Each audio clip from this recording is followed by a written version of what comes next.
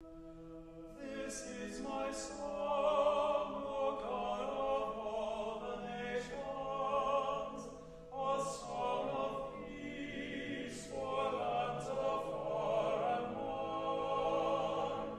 This is my home, the country where my heart is. Here are my hopes, my dreams, my holy shrine. Hi, this is Marjohn Love, and this is Marjohn's Musings. And today's show is the dog days of August. Why? Well, I have two new papillons. I think they were misnamed. At least one of them, Cookie Monster, is a Yappion.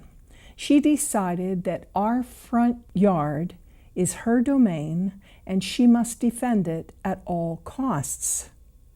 That gets to be an interesting proposition on the 4th of July weekend when the town is absolutely filled with people and she has to run the border of the yard screaming at people back and forth. The baby is Dax. I got Dax when he was not quite 2 pounds. He fit in the palm of my hand. Hi, Dax. Dax. Dax. Dax, where are you, lovey? Dax. Well, that was about 6 months ago now. And he's getting to be quite a little, I don't know what to make out of him. I have a kitty that I've shared with you before. I got him at Cape Ann Animal Aid. We called him Bunkin. They named him Chip, but Chip had been really sick as an infant. I had to wait 6 extra weeks to be able to adopt him after my girlfriend Lori's daughter, Leap, fostered him for a while. I gather he had plenty of shots and stuff. He doesn't like to be picked up. And he's now 19 pounds of feline. And this little puppy, who at the time was like 3.5, 4 pounds, would come and try to bite his tail, jump at his face, and nibble his whiskers. The puppy is thrilled by the cat. And the cat, I told him, hey, Bunkin, that's only a baby. You be gentle. And I think in the beginning, Bunkin kind of got that. He understood that this sweet-smelling cotton ball with teeth was a baby, and he'd be pretty gentle with him. But as Dax continued to grow and got a little more aggressive, sniffing private parts and such, chasing the cat's tail, and I would try to teach Dax, by the time the cat's ears are back and its tail is a bottle brush, you need to back off, son. And he's nothing if not tenacious. He has a habit of biting Cookie Monster's tail. The cat would retaliate. The cat would retaliate. So now I have to watch them very carefully. But my husband Kevin said something to me. He said, the puppy loves the cat. I think he thinks Bunkin is his best friend. And I thought about it. This cat lives alone in my house. He comes to the door. He wants to be let in. He meows. He wants to be with the puppy, but not for very long. The other day, the cat had the puppy upside down, mouth on his neck. I thought, okay, that's the end of this. And then I thought, well, maybe the kitty is trying to teach Dax some manners because he's a rude sniffer. Sure enough, all 3 animals lay quietly at my feet now for a few minutes. Or I take them out on my back deck. We go and eat on the back deck some evenings. And the 2 puppies and the kitty are all out there with us. And they seem quiet, quieter than in the front yard, actually. So I talked to you last time about several books and writing. There's this expression, that was so nice, I want to do it twice. So I brought back Sark's Juicy Pen's Thirsty Paper. I wanted to read you something that she wrote that I hadn't quite gotten to in the book. I'm recommending that you develop a story habit if you don't have one already. By developing this story habit, you will create a climate where stories will be drawn out of you and to you like magnetic dusts. Stories will chase you, follow you, appear to you, and ask to be told, shared, written down. Let all these stories inspire you to spend your time more richly, and let that richness spill onto your pages. Let your stories of change and stumblings illuminate the path for those hiking behind you.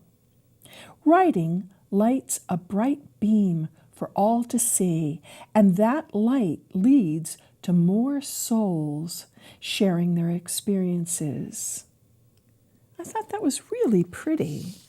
And that's from Sark from last show. I brought you in something today. You've seen this before if you watched the art show. It's a two-parter, and you can find it on capeanntv.org. I brought the painting in with several others, but this painting is the one that got me rejected as an artist for the Rockport Artists Association. The image is one of how I was feeling at the time, and it has text in the archway. Choose the tightrope or the razor's edge. And I signed it My Private Hell, Todd, Probation, and the FBI. What was going on is where I worked up in Highwatch in New Hampshire, they hired a misogynist who groped the women. 6 different women reported this man, including me. He is mean and sexist and nasty. They were involved in some financial dealings that caused the FBI to come on the mountain, yellow tape the entire area, caution, crime site investigation, and I was working there at the time going, "Dear God, do not let me lose my license." So that painting was really personal for me. I was like, be on the spot. How on the spot can you be? There's FBI in your workplace. Now, fortunately, I was found innocent of all culpability, but it was a very powerful experience for me, and I did a series of paintings on it. And at that time, to become a full-fledged member of the Rockport Artists Association, you had to do a series of paintings in one media on a specific topic. And so these were all watercolors, and I brought them in. My friend, Paul Ciamataro, said, they got to that red nude. They spent 17 minutes discussing it. I haven't seen them spend 17 minutes discussing an applicant, let alone one painting. And that's why I didn't make it. So, you know me, I love books about art, and I saw this creative lettering workshop, and it's by Leslie Riley. Now, this was painted back in 1995, and this book is copyrighted 2011. Oh, interesting. You know, here she's talking about putting lettering into your artwork, which somehow, because I put lettering in, it was commercial art, it wasn't fine art, nah.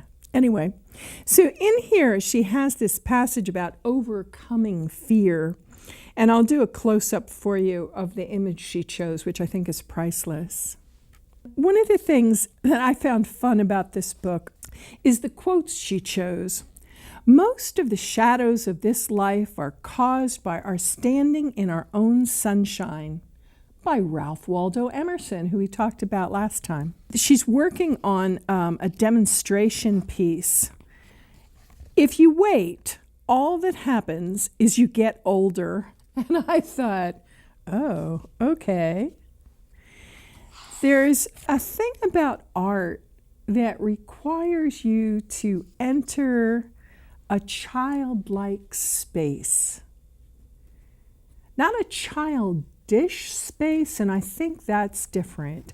I think sometimes people at workshops slop paint around and have a party and whatever. What they come up with doesn't look great because they were very busy in having fun. When I used to do special needs education as an occupational therapist, one of the things that we did was we did finger painting and pudding, different food-colored pudding.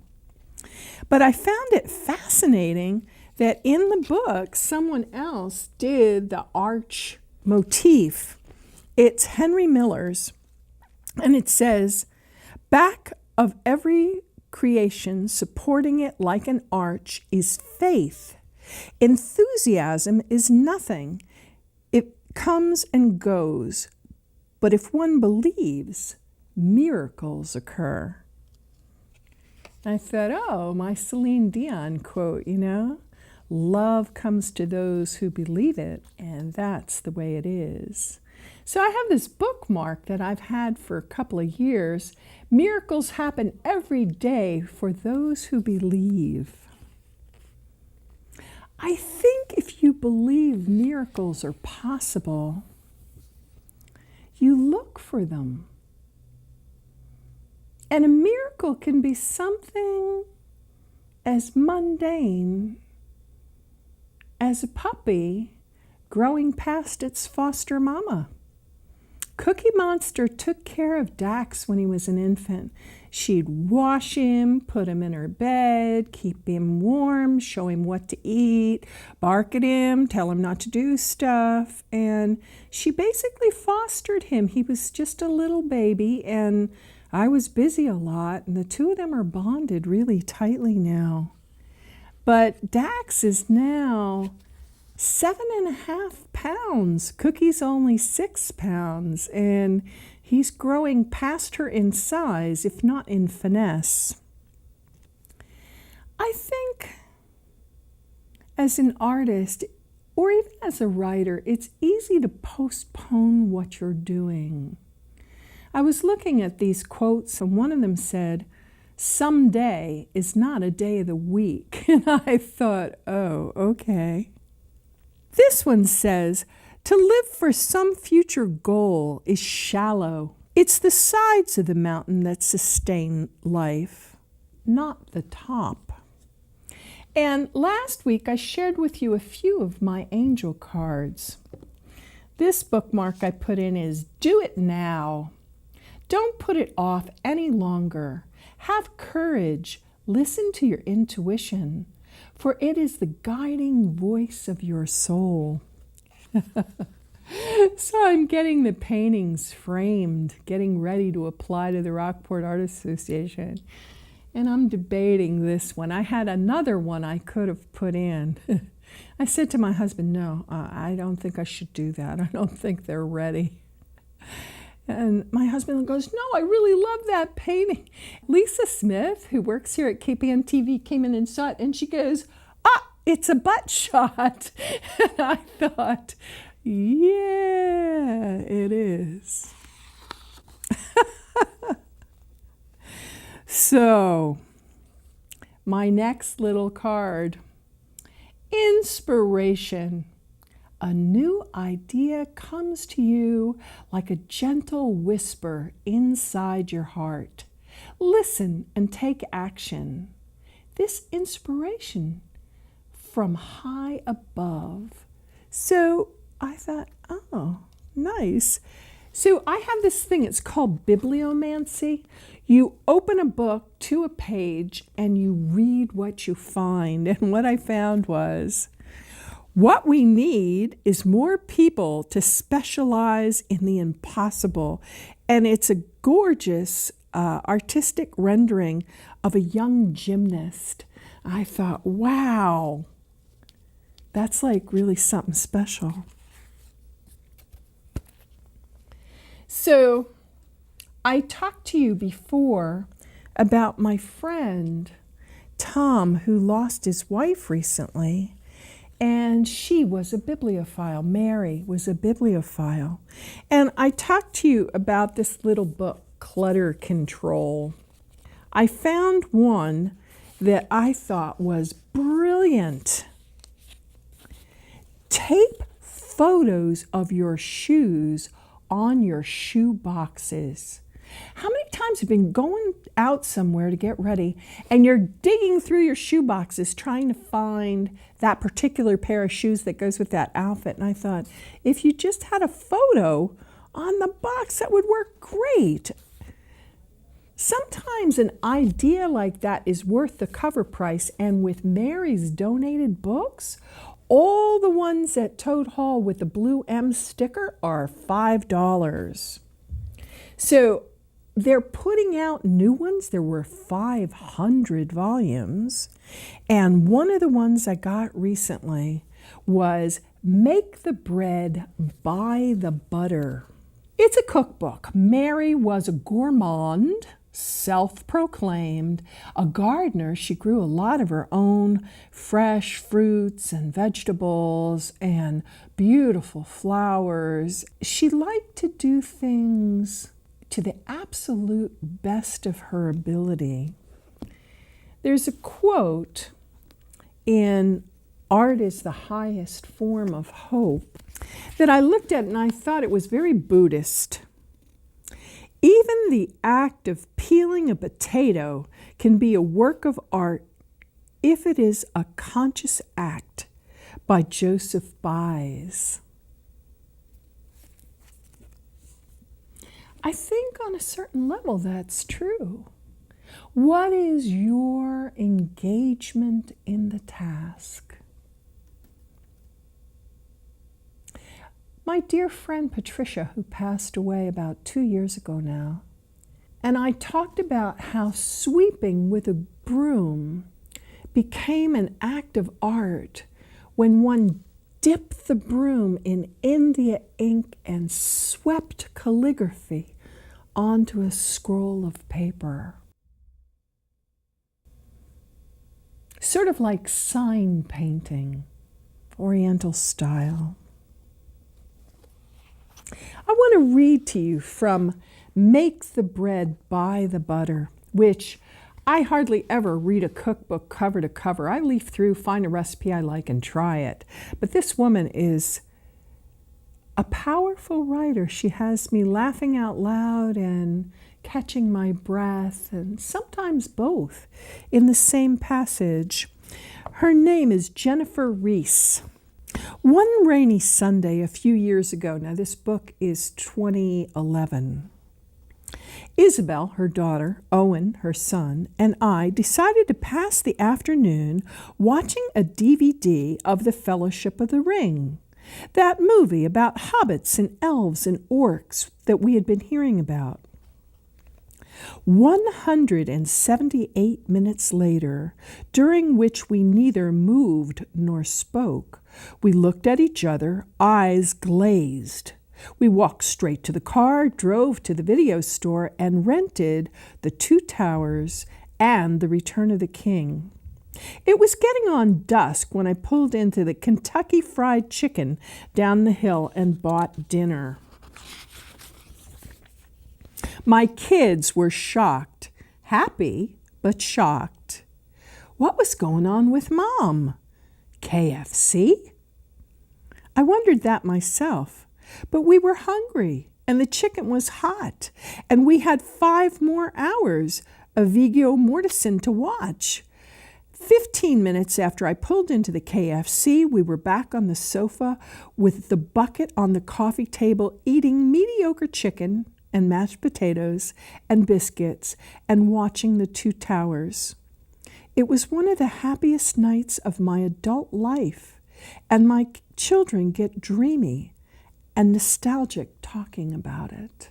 Now, this woman's entire thing is, can she make it better at home?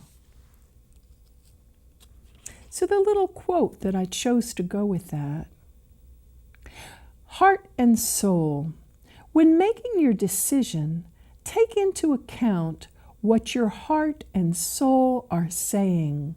Sometimes the mind can deceive us.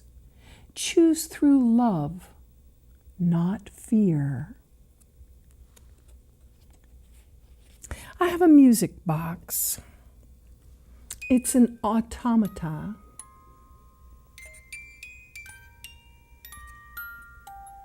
And it's of a harpist. And it was given to me by my friend. It had belonged to her mother, who I had known personally. And her mother passed away. And she knew that I played the harp. And so she gave me this lovely little harpist as a memento of her mother. Well, recently, my friend's been having a bit of a rough time. She went in and had to have a stent put into her heart. She found she was getting tired and out of breath.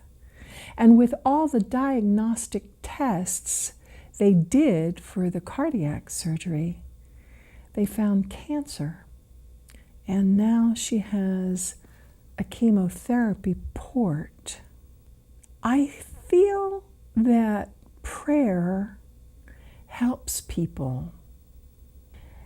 And I also feel that people are entitled to their privacy. And I don't have my friend's permission to ask you for her prayer support in her name. But I think in the wisdom that is God, if you pray for Marjohn's friend, God will know who you mean. And maybe, anonymously, if we start a prayer chain, we can keep my friend on the planet a while longer. My kid's sister got within a hair's breadth of death.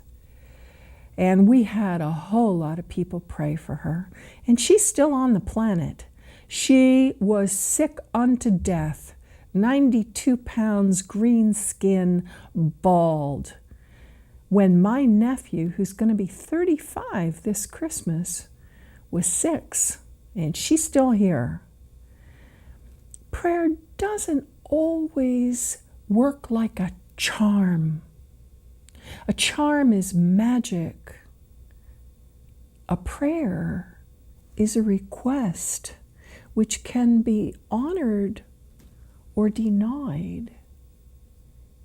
Sometimes when prayer is denied, people become cynical and bitter.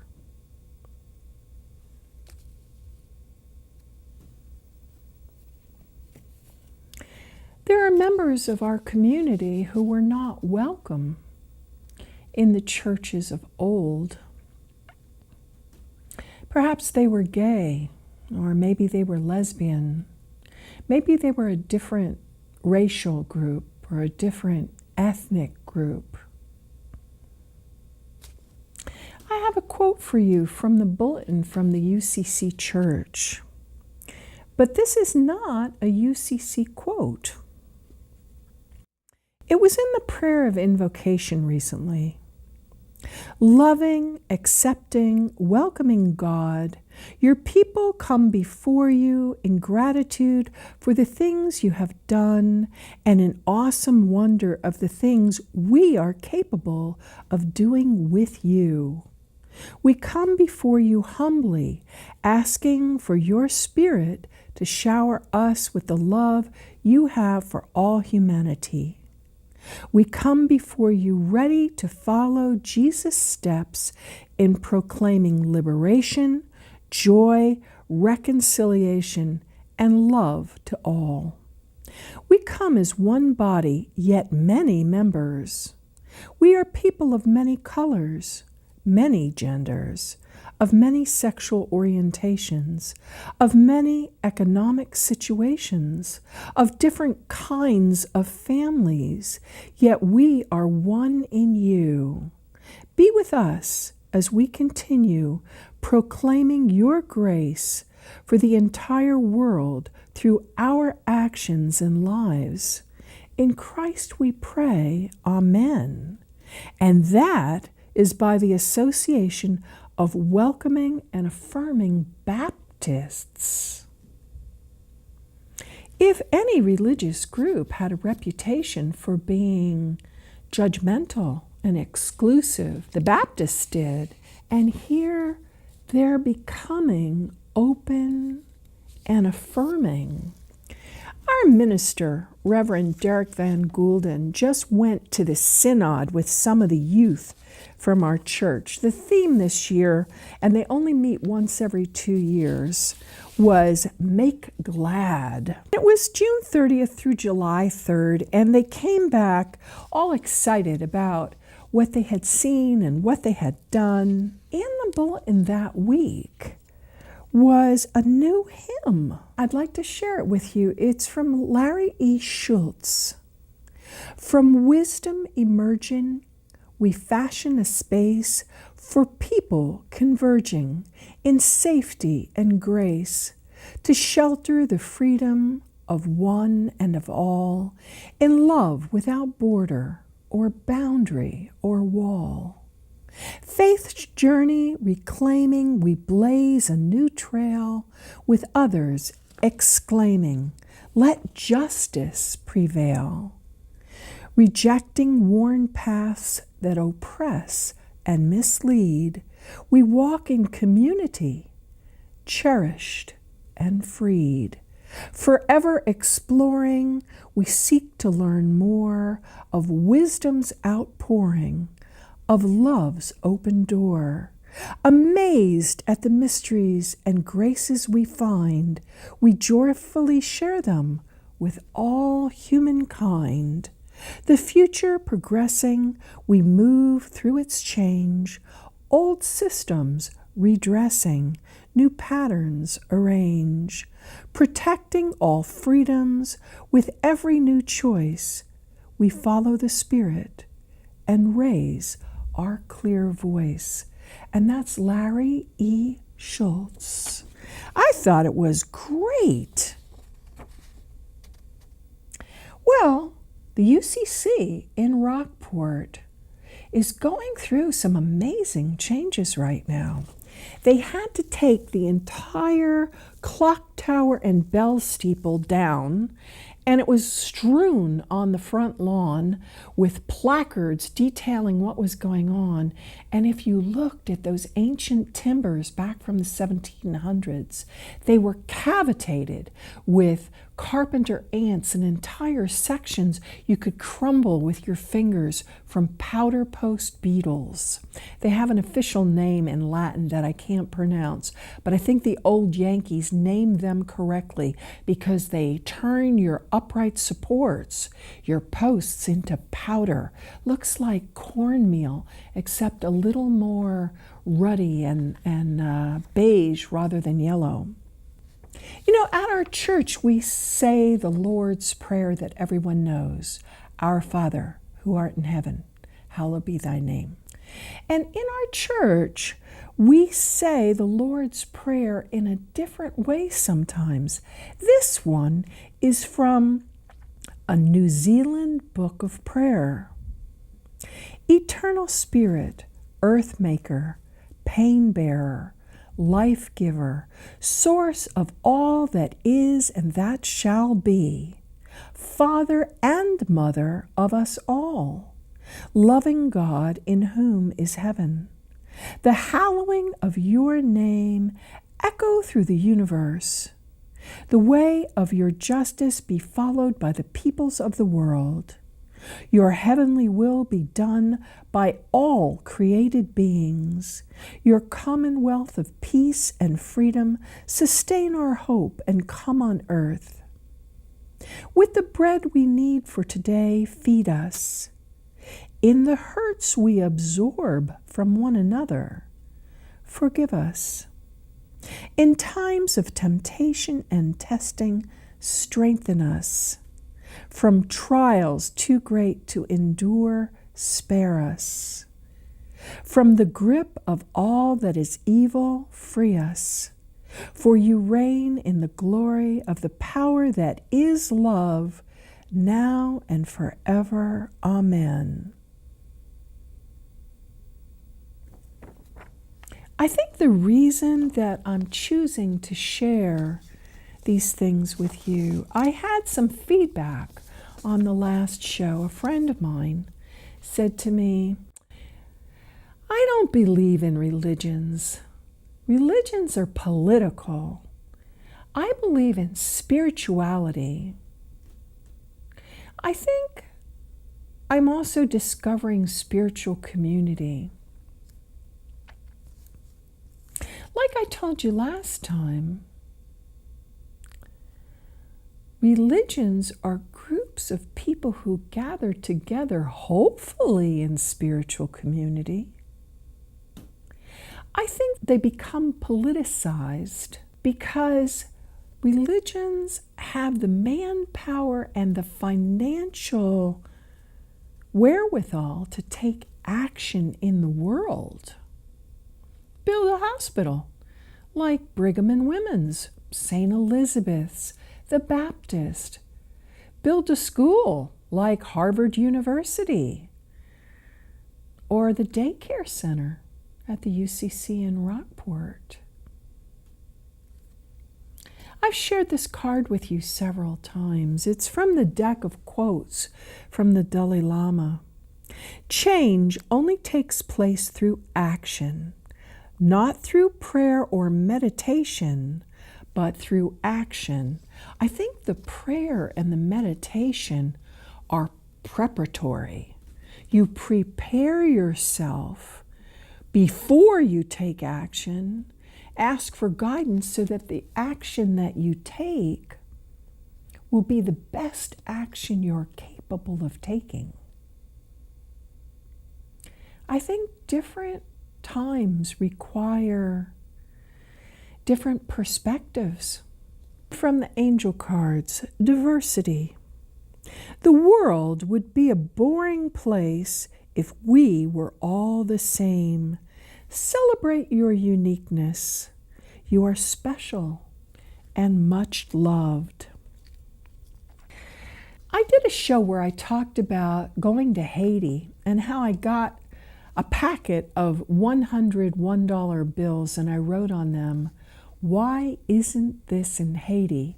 Because a whole lot of us donated money for Haiti after the earthquake, and when I was there, I didn't see much evidence that it had arrived. I found this $5 bill, and it says Starbucks line 521 2017 Dream, and there's a picture of this nose. It says, Save the Humans. Yeah, we might be in need of saving again. I think sometimes, though, like on Facebook, people send me very distressing, upsetting things. Pictures of little bald children with leukemia, or young women having their breasts amputated, or bilateral amputee veterans. And can you share this? Can I get a share? Can you like this page? Abused animals and eco disasters. And sometimes I get off Facebook and I'm like, oh my Lord, you can absorb so much negativity and worry that it injures you mentally, and then because you're distressed, you can become physically ill if you wallow in that. I think it's important to remember that where you go in your head affects how your body reacts. And one of the things about prayer and meditation is it's centering and grounding, and it points you upward toward a power greater than you. I can't tell you how many times I have thanked God for my dishwasher. That sounds a little profane, but the reality is, when I was a kid growing up, my chore was to do the dishes. There were a lot of dishes. So I'm really grateful that I can just pop them in my dishwasher and that the dishwasher washes them and dries them, and I can open the door and put them away clean. I wonder how many women and children, boys as well as girls, who had dishes as their chore prayed for relief from dish duty. And so in God's time, a dishwasher was invented. You know, you don't always get what you pray for immediately. This little card says, peace. No matter where you are or what you're doing, inner peace is always possible. All it takes is a subtle shift in awareness. Think love, and peace will follow. In my house, I have a special place that I put this little wooden box. It's laser carved with the word kiss.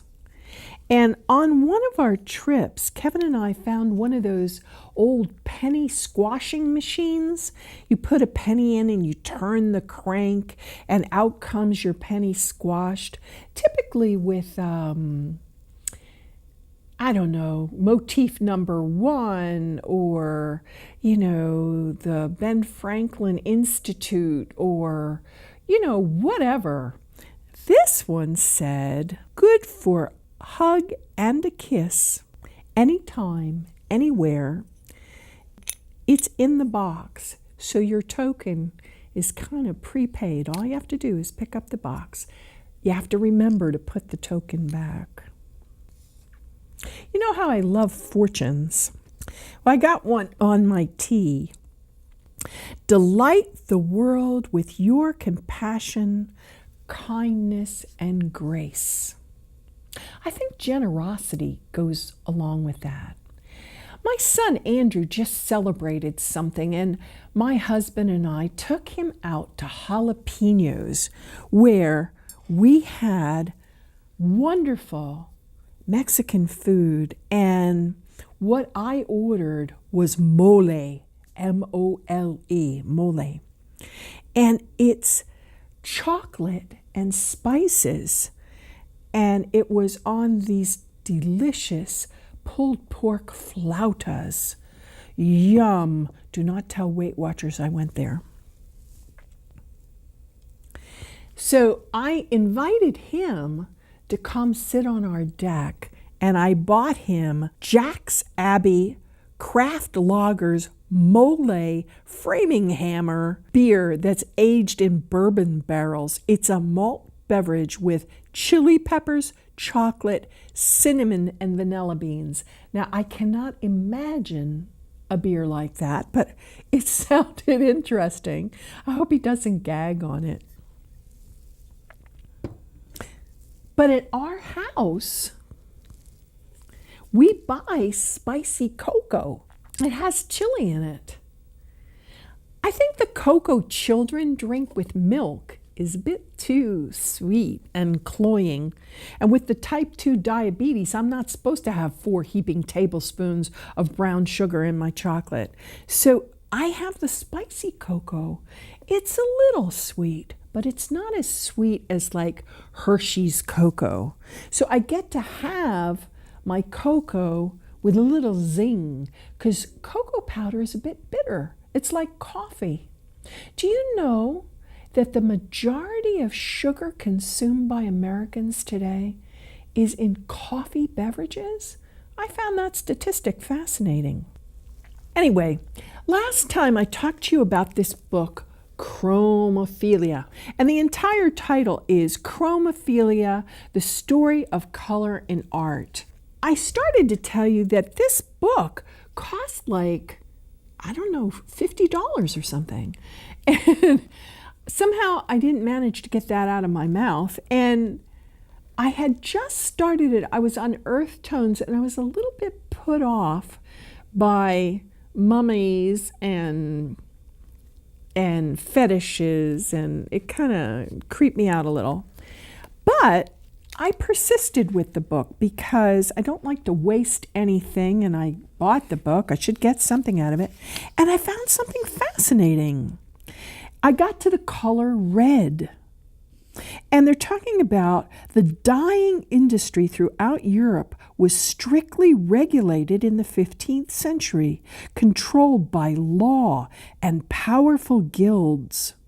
Dyers were licensed to produce cloth of one particular color, such as red, or a set of acceptable related colors, red plus yellow, for example. A dyer of red would never work in blue. Prohibitions against mixing colors were regulated rather than being simply aesthetic considerations. Such restrictions may be seen as an outgrowth of mandates for separation that go back to the Bible and even farther, controls against violating what was perceived to be the natural order of things. In the hierarchy of colored cloth, scarlet took a high rank. I thought that was strange, that you would be told what color you could dye cloth, and you had to purchase a license to engage in your craft. They talked a lot about how early people did not mix colors a whole lot. One of the colors that I've always loved is made with cobalt oxide. And they talk about the stress for the people who created the colors. The ore was heated to expel noxious arsenal, like arsenic, arsenal compounds, leaving behind cobalt oxide, which was pulverized and heated again with sand and potash to create molten glass.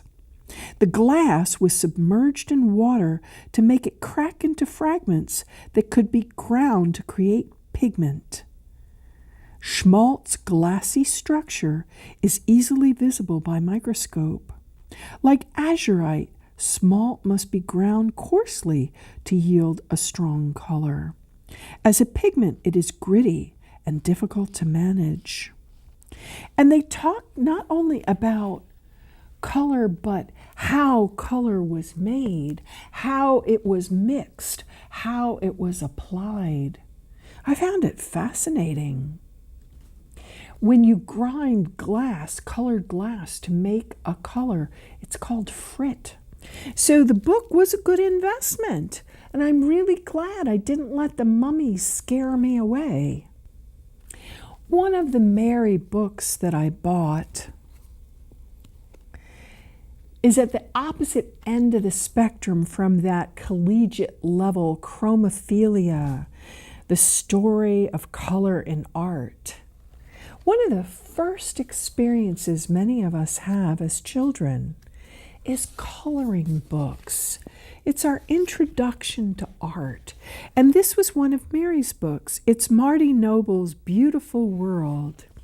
And in it is a line drawing to be colored of a Hispanic woman looking at the reflection of a mission church in a body of water. The quote I chose for that was, "Forgiveness. Let the past go. Clear your heart and mind through forgiveness."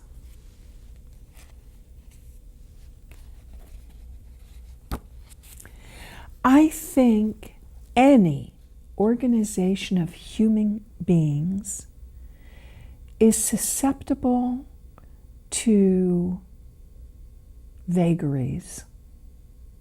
All sorts of things can go wrong in an organization over time because an organization of human beings gets a self-awareness and a desire to perpetuate itself. The Catholic Church has been around for millennia, literally. There were times I think it took a wrong turning. I'm not sure, who am I to judge? But I think the current Pope is a real stand-up guy. If he had been the Pope when I was a young woman, I might not have left the Catholic Church. My husband and I became Unitarian Universalists and stayed that way for over a decade because Kevin's mother, when she was dying of cancer, told us, you should try this church. They walk the talk. They come here and they bring me groceries. They drive me to my chemo appointment, which I could make it there, but I can't make it home. They send me flowers.